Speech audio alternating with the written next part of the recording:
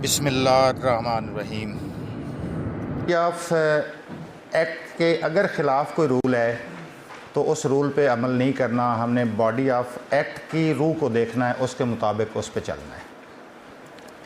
Number 2, जो act आया है उसमें उन्होंने ये कहा है कि ये एप्लीकेबल होगा नए केसों पे, पुरानों पे नहीं होगा। तो उस पे सिर्फ उस एक्ट की जो 20 का एक्ट है उसकी प्रोविजंस अब पुरानों पे अप्लाई नहीं करेंगे, बाकी जो रूल्स में अमेंडमेंट्स हुई हैं वो हम अप्लाई करेंगे। वो जो दावे पुराने भी पड़े हैं वो जिस स्टेज पे पड़े हैं उस स्टेज से उनको आगे लेके जाएंगे। एक्ट में गालबन वो प्रोसेस है हमारा समनिंग का, एविडेंस का, तो वो नए दावों पे हम अप्लाई करेंगे, पुरानों पे नहीं करेंगे। तो इसमें हमारे जजेस को 2 हिस्सों में तकसीम किया गया है, एडमिनिस्ट्रेटिव जज और ट्रायल जज। तो एडमिनिस्ट्रेटिव जज ने पहले दावे को एंटरटेन करना है। सीनियर सिविल जज जब दावा मार्क करेगा या CJ1 तहसील पे मार्क करेगा तो वहाँ दोनों जजेस को वो मार्क करेगा, एडमिनिस्ट्रेटिव जज को भी और ट्रायल जज को भी। जो पुराने केसेस पड़े हैं उनके लिए मैंने तो ये किया है कि मैंने एक ऑर्डर कर दिया है कि फ़लाँ एडमिनिस्ट्रेटिव जज के जो पुराने केसेस हैं वो ऑटोमेटिकली जब उस स्टेज पे पहुँचे तो वो फ़लाँ ट्रायल जज को भेज दें। तो वो उस तरह अकॉर्डिंगली आप भेजते जाएंगे। तो सबसे पहले एक उन्होंने जब प्लेंट आनी है तो प्लेंट के साथ हमने क्या क्या इंश्योर करना है कि वो साथ लगाए। प्लेंट के साथ जो कुछ उन्होंने लगाना है उसको आप 3 हिस्सों में तकसीम कर दें।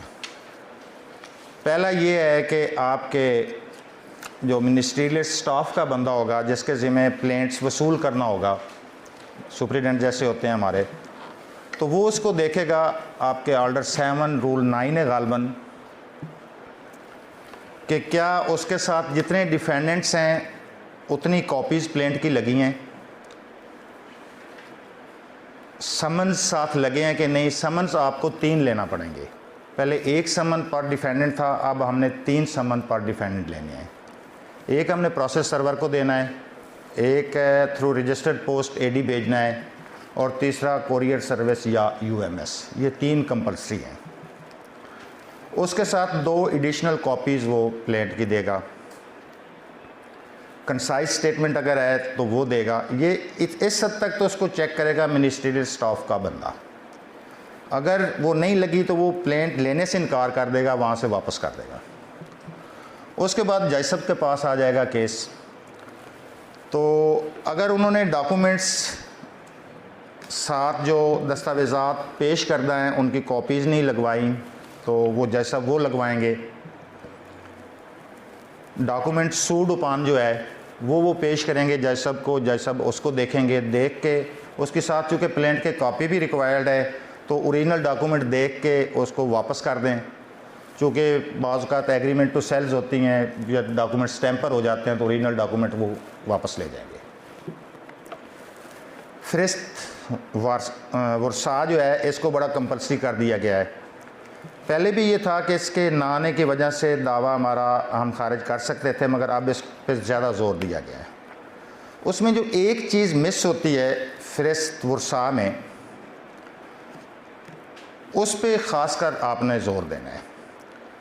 मुतलका रूल की ये रिक्वायरमेंट है कि अगर कोई मुद्दई मरेगा या मुद्दा दे रहा है तो कौन बंदा अदालत को इतला देगा कि वो बंदा मर गया है, और कौन उनके वर्सा को फ्री बनाने के लिए रिक्वेस्ट करेगा। वो फ्री कैन नहीं करनी, उस बंदे ने आके एप्लीकेशन देनी है। तो उसका नाम मोस्टली नहीं लिखते वकला फ़रिस्त में, वो लाजमी आपने इंश्योर करना है कि वो नाम लिखा हुआ है। उसके बाद प्रोसेस जारी करें। प्रोसेस में अब ये है कि कॉपीज़ जो हैं प्लेंट की और साथ जो डॉक्यूमेंट्स की कॉपीज़ पेश की गई हैं उन सब का उतने ही सेट हमने लेने हैं वकला से जितने डिफेंडेंट्स हैं। 2 एडिशनल कॉपीज़ फॉर कोर्ट। तो अब हम उसको पोस्ट में भेजेंगे, UMS में भेजेंगे या प्रोसेस सर्वर को भेजेंगे। तो बेहतर ये है कि हम वो अपने डॉक्यूमेंट्स की जो कॉपीज़ हैं वो प्रोसेस सर्वर के हवाले करें ताकि वो कहीं मिसप्लेस ना हो जाएं। डाक में जो भेज रहे हैं, UMS या कोरियर भेज रहे हैं, वो सिंपल आप समन भेज दें। अब समन्स पे इनकारी आ जाती है कि उसने वसूल करने से इनकार कर दिया, एडी वापस आ जाती है, या ये रिपोर्ट आ जाती है कि उसने लेने से इनकार किया है, तो आपने फर्दर प्रोसेस आगे नहीं करना, वहीं पे मुद्दाले को यकतरफ़ा कर देना है। यकतरफ़ा करके आगे वो कार्रवाई शुरू करनी है। फिर आगे किसी चक्कर में नहीं पड़ना। उसकी इनकारी जो है वो सफिशेंट है, तामील उसको समझा जाएगा। अगर नहीं हो सकी, उसकी इनकारी भी नहीं, तामील भी नहीं, तो उसके बाद अखबार इश्तिहार कर दें। उसका नंबर है, व्हाट्सएप कर दें, मैसेज कर दें, टीवी पे दे दें, रेडियो पे दे दें, जो भी है एक प्रोसेस इख्तियार करके उसको यकतरफ़ा कर देंगे। अब उसके बाद डिफेंडेंट आ जाएगा आपके पास। जब डिफेंडेंट आया है तो उसको रिटन स्टेटमेंट जो उसने देनी है, उसके साथ उसने सारे अपने डॉक्यूमेंट्स जिन डॉक्यूमेंट्स पे वो रिलायंस कर रहा है वो देगा, और एक कॉपी वो देगा प्लेंटिफ के लिए। अगर प्लेंटिफ का सेट 2 या ज़्यादा सेट हैं, बाज़ औक़ात प्लेंटिफ्स के भी सेट होते हैं, तो वो उतनी कापियाँ दे देगा ताकि प्लेंटिफ को दी जा सकें। एडिशनल 2 कापीज़ वो देगा अदालत के लिए। अब मसला ये है कि अदालत क्या करेगी उन कापीज़ को। ये मसला बाद में डिस्कस होना था, शायद भूल जाता मैंने इसलिए इस स्टेज पे, कि आपने वो कापीज़ अपने पास महफूज रखनी है। जब आपने लोकल कमीशन को बराए शहादत देना ही है, फ़ाइल आपने नहीं देनी। वो फ़ाइल जो कापीज़ की शक्ल में आपके पास आ गई है, वो लोकल कमीशन के हैंड ओवर करनी है। तो उससे देख के उसके साथ चल के वो अपनी शहादत रिकॉर्ड करेगा। तो डिफेंडेंट के रिटन स्टेटमेंट आने के बाद तो उसके लिए आपने ये करें कि उसका मैक्सिमम उन्होंने पीरियड दिया 30 डेज़। अगर आप तारीखें डालते रहेंगे कि 10 दिन बाद दे, 15 दिन बाद दे, तो फिर अमेंडमेंट्स का मकसद फौत हो जाएगा। आप उसको एक ही डेट 30 डेज़ की दें, और उसमें एक लफ्ज़ का ख़ास ख्याल रखें कि हम पहले जो डेट्स फिक्स करते हैं वो ये करते हैं कि फ़लाँ तारीख को जमा करवाए। आपने अब को का लफ्ज़ छोड़ देना है, तक, कि फ़लाँ तक 30 डेज़ की डेट डाल के कि टिल फ़लाँ वो दाखिल कर दे। वो उससे पहले भी दाखिल कर सकता है। उसने नहीं की, बस बात ख़त्म उसकी, उससे आगे फिर चलेंगे। समन्स में एक फ़िक्रे का इजाफ़ा, वो जो जैसे प्रिंट करवाते हैं तो वो करवा लेंगे, नहीं तो कोई मोर बनवा लें। उस पर डिफेंडेंट को एक ये हिदायत करें कि आप इस तारीख को जिसको आपने पेश होना है उससे पहले भी जवाब दावा दाखिल कर सकते हो। पहली डेट 30 डेज़ की डालें और ये कहें कि ऑन और टिल फ़लाँ डेट आप रिटन स्टेटमेंट सबमिट करें। नहीं करते तो उसके आगे चलें और कोई कार्रवाई और कोई डेट रिटन स्टेटमेंट के लिए उसे नहीं डालनी।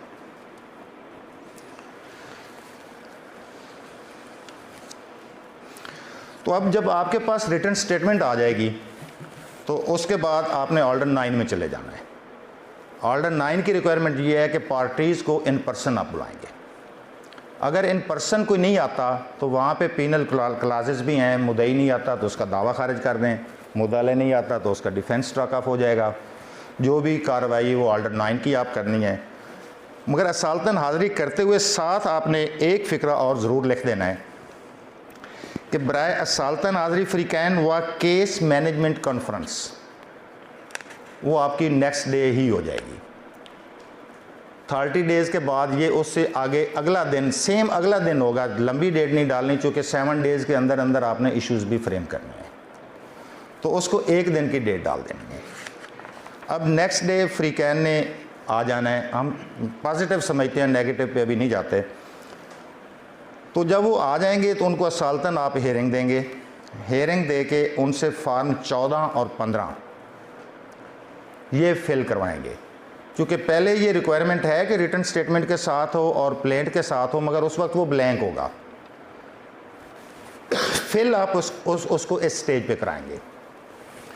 अब इसमें है कि थोड़ी सी फॉर्म में एम्बिग्यूटी सी आ रही है कि ये फिल कैसे करने हैं। तो मैंने एक दावे की फिक्टिशियस प्रोपोजिशन बनाई है कि ज़ैद ने बकर के ख़िलाफ़ दावा किया कि बकर ने अपनी ज़मीन 20 कनाल बेचने का उससे मुआहदा मोरखा 20/6/20 को किया। अराज़ी का ज़र समन 20 लाख रुपए मुकर्रर हुआ, जिसमें से 5 लाख रुपए मुद्दई ने बयाना के तौर पर दिया और मुआहदा में ये तय पाया कि 1 साल के अंदर अंदर मुद्दई बकिया ज़र समन अदा करके अराज़ी का इंतकाल करवा लेगा और मुद्दा अराज़ी का कब्ज़ा हवाले मुद्दई कर देगा।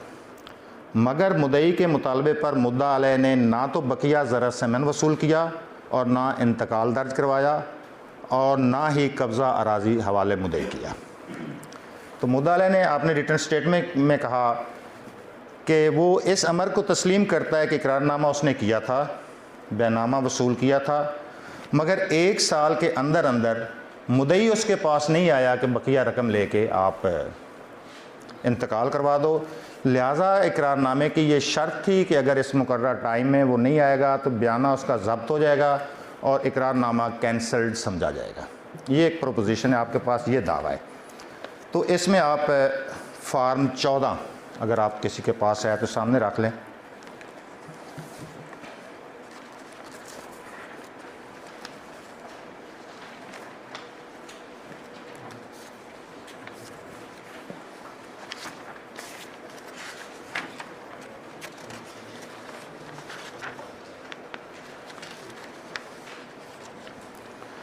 ये ऊपर इसके पहले कॉलम्स में तो वो डेट टाइम आप दे देंगे केस मैनेजमेंट का जब कर रहे हैं, सर्टिफिकेट ले लेंगे मुद्दई से।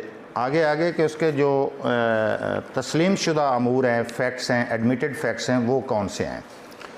तो इन एडमिटेड फैक्ट्स में वो लिखेगा, मुद्दई से लिखवाएंगे आप कि हम फ़रीक़ैन के माबैन इकरारनामा बै मोरखा फ़लाँ हुआ, कब्ज़ा मुद्दा अलैह के पास है, ज़र बयाना मुद्दा अलैह ने वसूल किया।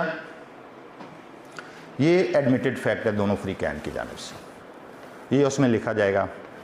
अब नेक्स्ट पे आप जाएंगे, उसमें डिस्प्यूटेड फैक्ट क्या है कि 1 साल के अंदर अंदर मुद्दई ने मुद्दा अलैह से डिमांड नहीं की, उसको बकिया ज़र समन नहीं दिया, इंतकाल के लिए नहीं कहा, ये डिस्प्यूटेड है।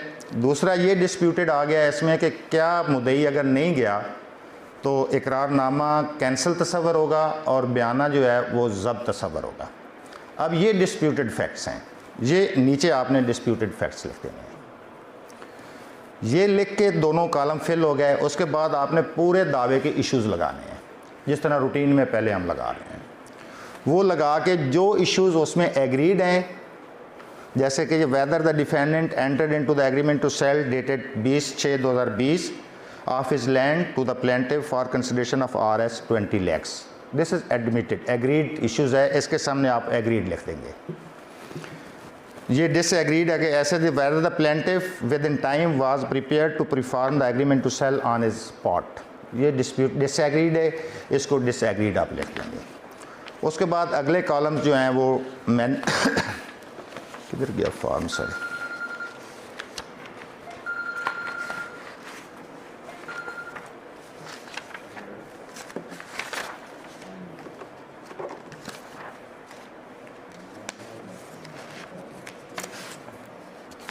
ये सब कॉपी नहीं आई फॉर्म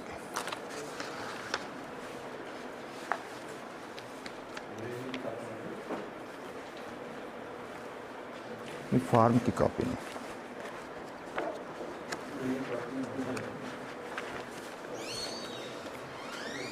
होगा ये एकेडमी वाली बुक में होगा, वो दे दें उसमें, वहाँ ले दें।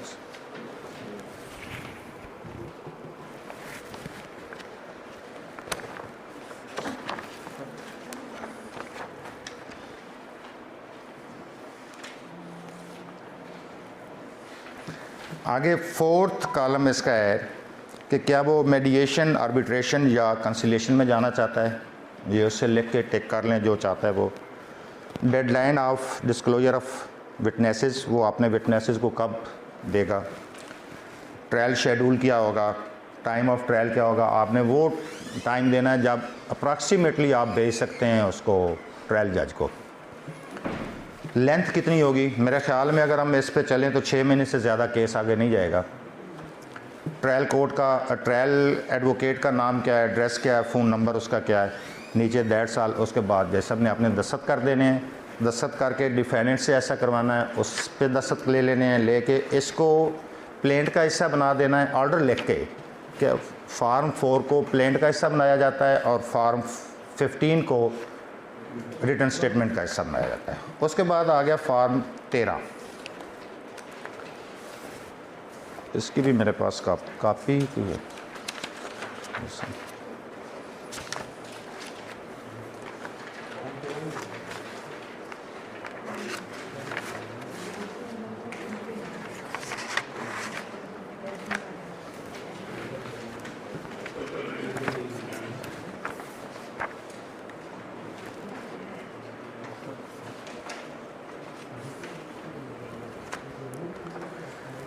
ये अदालत ने 13 जो है, फॉर्म नंबर 13, ये अदालत ने ख़ुद फिल करना है।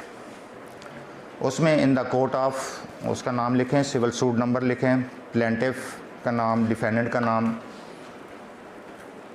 आगे ये 4 पॉइंट्स हैं। वेदर द प्लेंटिफ और the defendant requires inspection and discovery of documents, yes और no. Requires other sides to admit और डिनाई सर्टन फैक्ट्स, येस और नो। इंटेरोगेटरीज देना चाहते हैं, येस और नो। ये आप फिल करके कोई अगर वो दें, क्वेश्चन दें कि हमने पूछने हैं ये डॉक्यूमेंट्स, उनकी तफसील इसमें आप लिख लेंगे। अगर वो नो कर रहे हैं तो नो कर दें, अगर वो कोई तफसील दे रहे हैं तो वो तफसील सारी इसमें लिख के तो इसको साइन करके आप वकला से भी साइन करवा के इसको अपने रिकॉर्ड का हिस्सा बना लेंगे। अब यहाँ पे ये ख्याल रखना है कि अगर वहाँ पे कोई भी पार्टी डिस्कवरीज़ और इंटेरोगेटरीज़ और इंस्पेक्शन ऑफ डॉक्यूमेंट्स नहीं चाहते तो इनके लिए डेटें फ़िक्स नहीं करनी, फिर उसको छोड़ दें, फिर डायरेक्ट आप तनकीयात पे चले जाएं। अगर वो डिस्कवरीज़ या इंस्पेक्शन पे जाते हैं तो उनके लिए एक एक दिन फ़िक्स कर दें, next day next day next day. आप ये अपनी सारी प्रोसीडिंग्स 4 दिन में मुकम्मल कर लेंगे। मज़ीद 2 दिन का मार्जिन होगा, अगर कहीं को डेट देना पड़ती है तो वो दे दें। तो 6 दिन मुकम्मल करके 7वें दिन आपने इश्यूज़ लगा देने। अब यहाँ पे एक थोड़ा सा क्वेश्चन पैदा होता है कि यहाँ पे मेडिएशन की प्रोविजंस भी मौजूद हैं कि मेडिएशन को भेजें। यहाँ पे बॉडी ऑफ एक्ट भी रिक्वायर कर रही है कि 7 दिन के अंदर अंदर आप इश्यूज़ फ्रेम करें। तो आपने 6ठे दिन जाके मिसल को गौर के लिए रखना है, मेडिएशन के गौर के लिए, कि क्या ये केस मेडिएशन के लिए भेज सकते हैं या नहीं भेज सकते। तो वो आपने अपनी ओपिनियन देनी है, पार्टीज़ की कंसेंट लेने की कोई ज़रूरत नहीं। अगर आप मेडिएशन के लिए फ़िट केस समझते हैं तो मेडिएटर को भेज दें और 1 महीने के लिए उसकी प्रोसीडिंग्स दावे की स्टॉप कर दें। अगर आप उसको मेडिएशन के लिए फ़िट नहीं समझते हो तो इसकी रीज़न दे दें कि इस वजह से ये मेडिएशन के लिए मैं नहीं भेज रहा, तो फिर नेक्स्ट डे उसकी तनकीयात पे रख दें। जब आप मेडिएशन को भेजेंगे तो आपकी प्रोसीडिंग स्टॉप हो जाएंगी, तो आपने सिर्फ उस वक्त तक 6 दिन कंज्यूम किए हैं। तो 30 डेज़ मेडिएशन के हैं वो आपके खाते में नहीं पड़ेंगे, वहाँ प्रोसीडिंग स्टॉप रहेंगी। जब मेडिएशन से वापस आएगी तो वो आपका 7वां दिन होगा, उस दिन आप इश्यूज़ फ्रेम कर देंगे। मगर उस वक्त आपने इश्यूज़ फ्रेम वो करने हैं जो इन डिस्प्यूट हैं, जिनके बारे पहले एडमिशन्स हो गई हैं, कोई पार्टीज़ मान गई हैं या मेडिएशन हो गई है, रिज़ॉल्व हो गए हैं, तो उनके बारे इशू फ्रेम नहीं करना। सिर्फ वही इशू जिस पे फैसला चाहिए, वही 1 2 3 जो इश्यूज़ होते हैं वो आपने फ्रेम करके ट्रायल जज को भेज देने। अब यहाँ पे एक और भी थोड़ा सा मसला आ रहा था डिस्कशन के दौरान कि मेडिएशन में वो लिखते हैं सेटलमेंट के प्रोविज़न में कि अगर कुछ पार्ट वहाँ पे उनकी मेडिएशन हो गई है और पार्ट पे नहीं हुई तो उस पार्ट की हद तक एडमिनिस्ट्रेटिव जज डिग्री पास कर दे या कोई ऑर्डर पास करे और नेक्स्ट को वो ऊपर भेज दे। तो आपने वहाँ पे ये देखना है कि उस हिस्से की डिग्री आप पास नहीं करें। अगर वो ऐसा है काबिल अमल है जिसकी एग्जीक्यूशन रिक्वायर्ड नहीं है तो उस पे आप डिग्री पास करके उसको रख दें, साथ भेज दें। अगर वो काबिल अमल नहीं है पार्ट डिग्री या उस पे एग्जीक्यूशन रिक्वायर्ड है तो वहाँ पे अपनी फाइंडिंग्स दे के साथ ये दे दें कि इसको फाइनल डिग्री का पार्ट ट्रायल जज ही बनाएगा, तो उसको यहाँ पे ये ऑर्डर पास करके साथ लिख के ऊपर भेज दें। वो अपने गले में एडमिनिस्ट्रेटिव जज एग्जीक्यूशन ना डाल ले। एग्जीक्यूटेबल अगर डिग्री का पार्ट नहीं है तो वो कर दे, उनकी कंसेंट हो गई है, कोई लेन देन हो गया, ख़त्म हो गया। अगर वो एग्जीक्यूटेबल है तो फिर उस पर इफ़ेक्टिव डिग्री पास ना करे, अपनी एक फाइंडिंग दे के ऑर्डर लिख के उसको ऊपर ट्रायल जज को भेज दें। तो यहाँ तक तो एडमिनिस्ट्रेटिव जज की ही कार्रवाई बनेगी। अब इसमें एक दो क्वेश्चन और भी आ रहे थे कि क्या एडमिनिस्ट्रेटिव जज हुक्म इम्तनाई की दरख्वास्तों का क्या करेगा, कि उसके इख्तियारात तो ऑर्डर 14 तक चल रहे हैं, तो ये ऑर्डर 39 आ रहा है।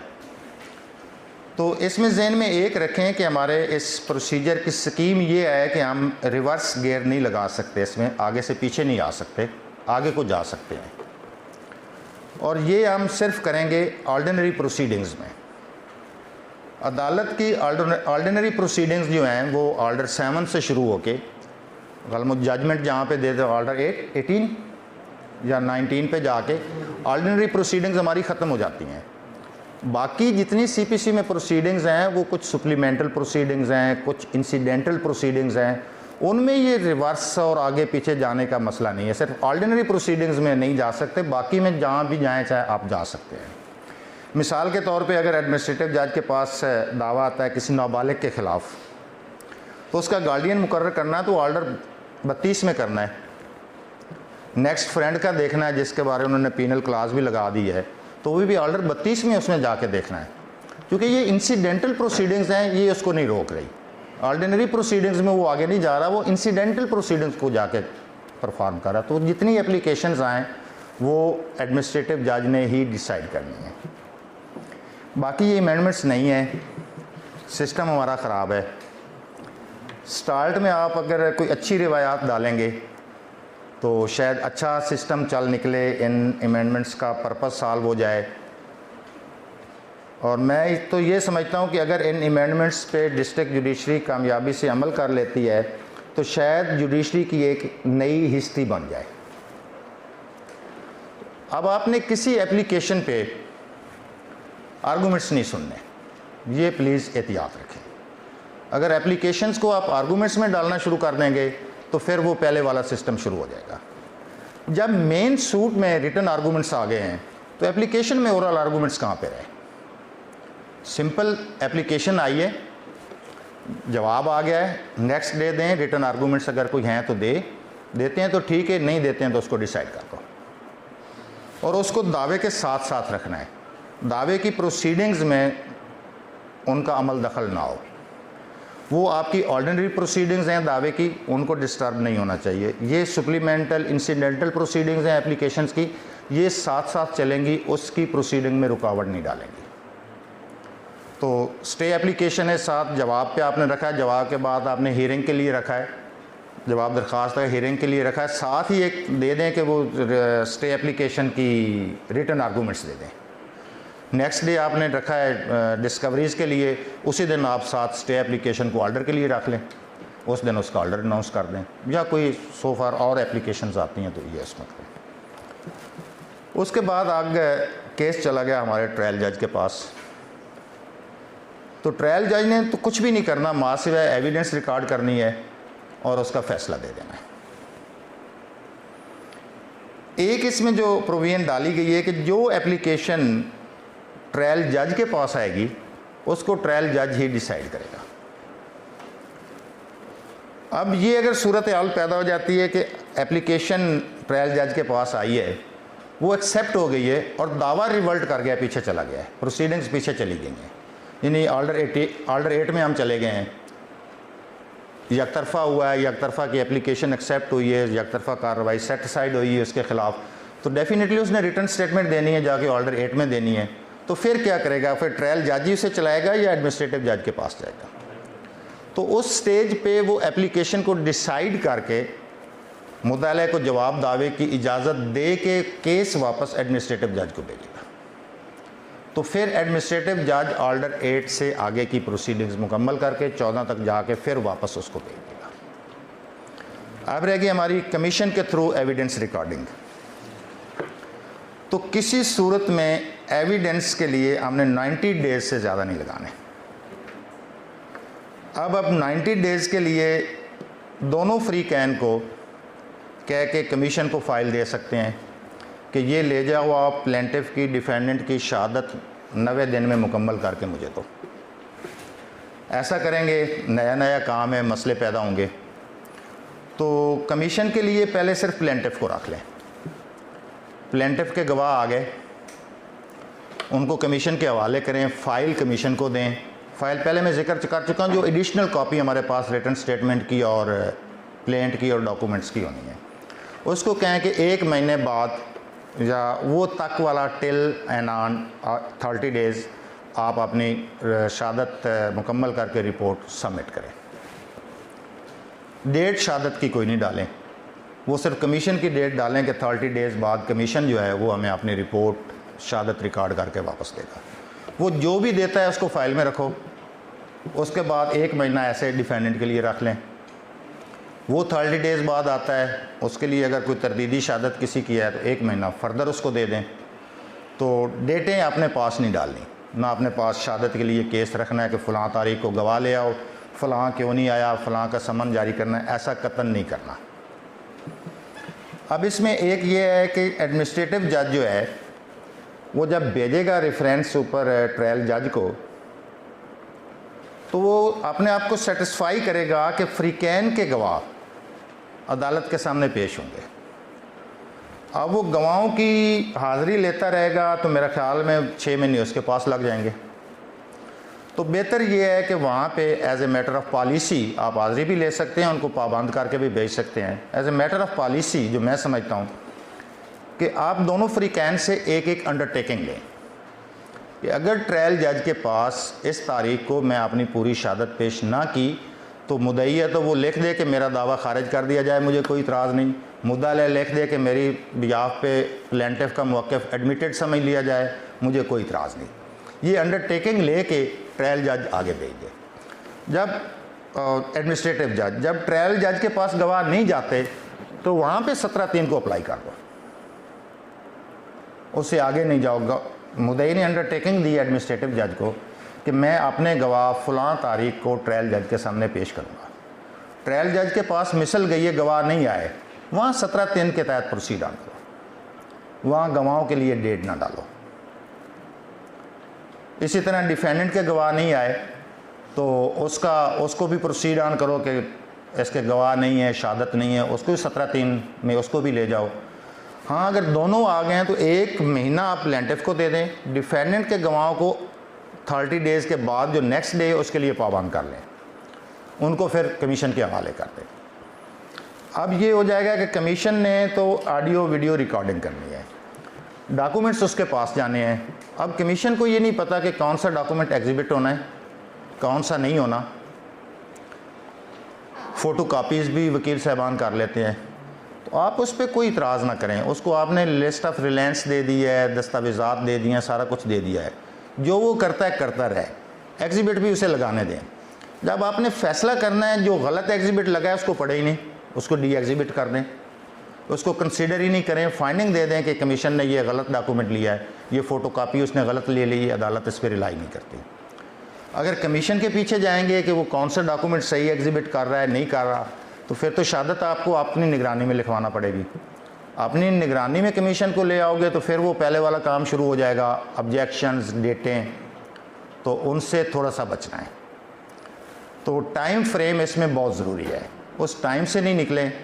वहाँ इफ़ेक्टिव ऑर्डर पास करें, डेटें नहीं डालें, शहादत की कोई डेट फिक्स ना करें, सिर्फ कमीशन को 30 डेज़ टाइम दे दें। अब ट्रायल जज ने जब दावा डिग्री कर दिया तो उसके लिए यहाँ पे थोड़ा सा मसला बनेगा कि उसने उसी वक्त ही सर्टिफाइड कॉपीज़ देनी है at the expense of the parties. अब सर्टिफाइड कॉपीज़ फ़ौरन बनवाएंगे तो हमारे कागज़ का ख़र्चा भी हो जाएगा, कापी बनाने की मेहनत भी होगी, वो लेने ही नहीं आएंगे, तो कापी ब्रांच हमारी लॉस में चली जाएगी।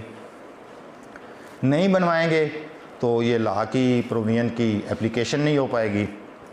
तो इसके लिए जो मैं मुनासिब समझता हूँ, या मैंने अपने जजेस को जो इंस्ट्रक्शंस दी हैं कि आप जजमेंट लिखते हुए एक ऑर्डर साथ पास कर दें कि ये जजमेंट डिक्री पास हो गई है, ये इतने सफ़ात पर मुश्तमिल है, इसकी सर्टिफाइड कॉपीज़ तैयार हैं।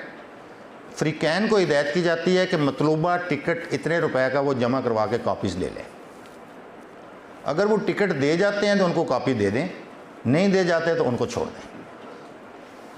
अब इसका एक फ़ायदा वो सिस्टम में या डिले में ये होगा इस प्रोविज़न से, जो अपील में उनका टाइम कंडून होता है एप्लीकेशन कॉपी लेने के लिए, अब वो नहीं होगा। चूँकि लॉ ये प्रज्यूम करेगा कि जिस दिन जजमेंट अनाउंस हुई है उसी दिन ही कॉपी तैयार थी, उसको डिलीवर हो गई, या वो डिलीवरी के लिए तैयार थी तो उसका लिमिटेशन रन कर जाएगा। उससे आगे साथ ही आपने उसको एग्जीक्यूशन प्रोसीडिंग्स में कन्वर्ट कर देना है। अब यहाँ पे ये मसला आ जाएगा कि उसके लिए 30 डेज़ फॉर अपील है, तो अभी अपील का टाइम उसका बाकी पड़ा है और आपने एग्जीक्यूशन स्टार्ट कर दी है, तो बज़ाहिर लगेगा कि ये शायद उससे नाइंसाफ़ी हो रही है। सीपीसी में ऐसी कोई प्रोविज़न नहीं जो ये कहती हो कि ट्रायल जज की जजमेंट की finality subject to decision of appeal है, ऐसी कोई प्रोविज़न नहीं है। ये भी नहीं है, कुछ एक्ट्स में ये लिखा हुआ है कि कोई भी अदालत की जजमेंट डिक्री है वो फाइनलिटी उस वक्त हासिल करेगी जब अपील का टाइम लैप्स कर जाएगा। तो सीपीसी में भी ऐसी कोई प्रोविज़न नहीं है। लिहाजा आपने जो ही जजमेंट एंड डिक्री पास की है वो फाइनलिटी हासिल कर चुकी है, उसके लिए अपील का पीरियड देना कोई ज़रूरी नहीं, अपील के पीरियड की इंतज़ार करना कोई ज़रूरी नहीं। आप ऑन द सेम डे उसकी एग्जीक्यूशन स्टार्ट कर दें। एग्जीक्यूशन स्टार्ट करते हुए टाइम थोड़ा सा उससे ज़्यादा दें अपील को निकाल के, ताकि ये ना हो कि हम कोई ट्रायल जज है कोई इफेक्टिव ऑर्डर कर बैठे और एपलेट कोर्ट उसको सेटिसाइड कर दे या एपलेट कोर्ट के लिए ज़्यादा मसला बन जाए। तो उसको पहली डेट ही आप 30 डेज़ से ज़्यादा की दे दें कि इसको एग्जीक्यूशन प्रोसीडिंग्स में कन्वर्ट करते हैं। जजमेंट डेटर को हिदायत की जाती है कि वो 31 दिन, 32, 33, 34 जो भी है 30 दिन से निकाल की पहली डेट फिक्स कर दें। उस दौरान वो अपील में जाएगा, जो भी ऑर्डर एपलेट कोर्ट का आ जाएगा, सस्पेंड होता है नहीं होता, वो उसके मुताबिक फिर चलेंगे। मगर जब आपने एग्जीक्यूशन करनी है तो साथ आपने अटैचमेंट का ऑर्डर हर हाल में करना है। उसकी गैर मनकूला जायदाद का अटैचमेंट ऑर्डर आपने पास करना है। कोई अगर मनकूला जायदाद है तो उसकी अटैचमेंट का ऑर्डर भी करना है। मनकूला जायदाद का अटैचमेंट का ऑर्डर तो वो ऑलरेडी जो पहले एग्जिस्ट करता है प्रोसीजर वही है कि वो किसी बंदे को आप मुकर्रर कर देंगे, वो उसको जाके सीज़ कर लेगा, कब्ज़े में ले लेगा वगैरह वगैरह। मगर जो गैर मनकूला है इसका थोड़ा सा सिस्टम उन्होंने इमेंड करके अब चेंज कर दिया है। तो आप एक ऑर्डर पास करेंगे, जजमेंट डेटर को रिस्ट्रेन करेंगे कि आप ये अपनी इमूवेबल प्रॉपर्टी ट्रांसफ़र नहीं करेंगे, इसको किसी लियन के अंदर नहीं ले आएंगे, इसको किसी को गिफ्ट नहीं करोगे, किसी से इसको कब्ज़ा नहीं दोगे, कोई इससे सौदा नहीं करोगे। ऐसा एक ऑर्डर लिख के साथ उसके ऑर्डर ये लिखा होगा, दूसरा पैरा उसका ये होगा कि अब से जो भी बंदा इस प्रॉपर्टी से कोई बेनिफिट लेगा किसी ट्रांजैक्शन के ज़रिए, तो वो ट्रांजैक्शन इल्लीगल होगी। ये ऑर्डर लिख के आपने उस प्रॉपर्टी पे चस्पा करवा देना है।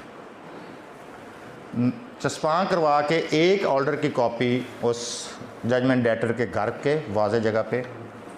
तीसरा उन्होंने कहा है वो ड्रामा बीट ऑफ ड्रम तो अब पॉसिबल नहीं है, तो उसके लिए आप लाउड स्पीकर का ऐलान लिख दें कि मस्जिद के लाउड स्पीकर में ये पढ़ के सुनाया जाए, ऐलान कर दिया जाए।